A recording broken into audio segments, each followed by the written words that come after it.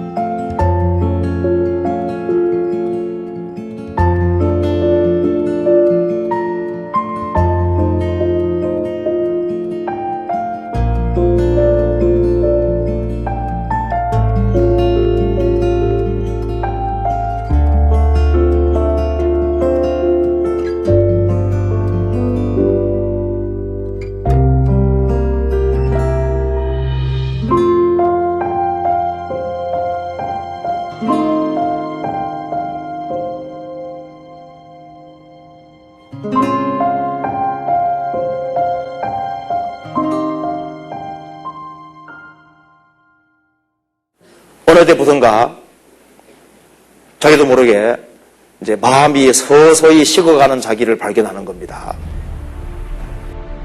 하나님 은혜를 감사하는 마음도 없어지고 순종하는 마음도 없어지고 편안할 때는 사람 사랑하는 것 같더니 좀 어려움이 있을 때는 주님을 원망하고 어떨 때는 주님의 말씀을 순종하는 것 같다가 어떨 때는 주님의 말씀을 불순종하고 어떨 때는 교회 열심히 봉사하다가 어떨 때는 얼굴이 보이지도 않고 어떻게 그 마음이 식을 수가 있냐고 말입니다. 너희가 나를 불러 주여 주여 하면서도 어찌하여 나의 말하는 것은 행함치 않느냐. 여러분, 신앙생활은 그리스도인은 깨어있는 사람답게 살아야 될 거 아니에요. 근데 소망 없는 사람처럼, 구원받지 못한 사람처럼 세상의 욕망에 빠져가지고 쓸데없는데 허망한데 한 꿈을 꾸고 꿈속에 헤매고 다니면 어떡하느냐 그 말이에요. 우리가 하나님 우리에게 엄청난 기업을 약속해 주셨습니다. 엄청난 축복이 있는데 그 축복을 왜 차지하지 못하느냐? 왜 신앙생활을 힘있게 하지 못하느냐? 이유는 도대체 뭐냐? 딱 한 가지입니다. 이유는 아간의 죄가 있는 거예요. 아간의 범죄가 어떤 결과를 가져왔습니까? 아간의 범죄가 결국 이스라엘로 피하게 만들었잖아요. 아간 한 사람의 범죄거든요. 한 사람의 범죄인데 아이성 전투에 갔다가 아이성은 조그만 성인데도 불구하고 아이성 전투에서 피해서 36명의 이스라엘 사람이 죽었습니다. 한 사람의 범죄로 36명이 죽고 이스라엘이 적 앞에서 패한 거잖아요. 죄가 들어오면은 죄는 그 사람을 무능력하게 만들고 그 사람을 하나님 앞에 쓸모없는 인간으로 만들고 그 사람을 넘어지게 만드는 거예요. 죄를 지으면 하나님의 저주가 임한다는 겁니다. 죄를 지으면 다른 말로 하나님의 능력을 상실하게 된다는 얘기거든요. 인생의 핵심은 죄에 있는 겁니다. 죄. 우리가 교회 생활을 하면서 한 가지 심각하게 생각해야 될 건 내 죄가 내 문제만이 아니라는 걸 생각해야 됩니다. 어떤 죄는 자기 한 사람의 문제, 죄 때문에 교회에 전도하는 것이 방해받을 수 있다는 걸 생각해야 되는 거예요.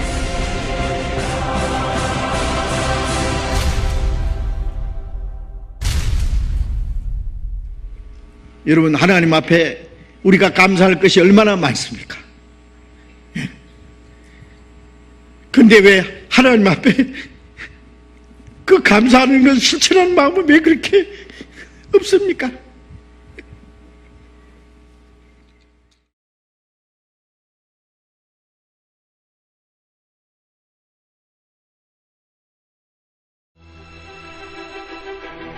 오늘날 섬길 자를 택하라. 너희가 어느 때까지 두 사이에서 못못하느냐? 인생은 머뭇거리기에는 너무 짧습니다.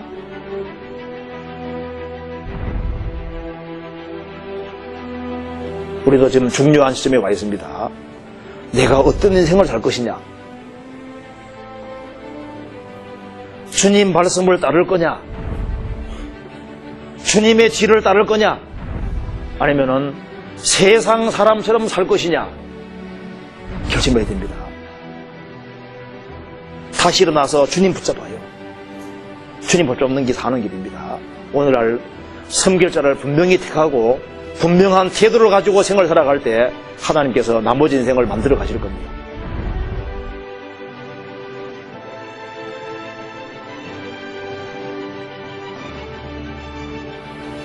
삼손이 하나님 앞에 믿음을 저버리는 그것 때문에 눈이 빠졌습니다. 그래서 맷돌을 굴리는 신세가 되었습니다. 그런데 이 삼손이 맷돌을 굴리면서 철저하게 회개했잖아요. 참으로 회개할 때 역사에서 삼손이 살았을 때보다 자기가 죽을 때 죽인 자가 더 많았다라. 이게 뭡니까? 하나님께서 완전히 회복시켜 주신 거예요. 이 삼손이 15에서 11장에 믿음의 사람에 나옵니다. 비록 죄를 지었을지라도 참으로 돌이키고 살아갈 때 주님께서는 그 사람에게 더 큰 은혜 주시고 더 귀하게 사용할 수도 있는 거예요.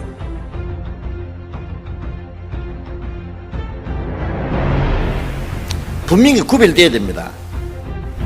사는 방법이 달라야 됩니다. 어둠의 일을 하나씩 벗어버려야 돼요.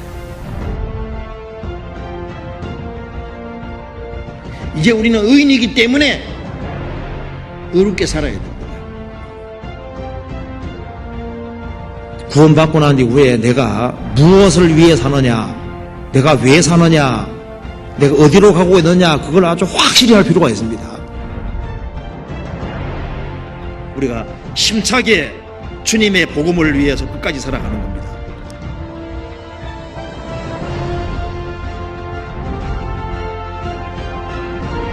우리가 주님을 위해서 계획을 세우고 복음 전하기 위해서 계획을 세우고 희생하고 수고하는 일을 계속할 때 주님께서도 쉬지 않고 계속 일하실 겁니다. 그 주의 일을 하다 우리는 주님 앞에 서는 겁니다.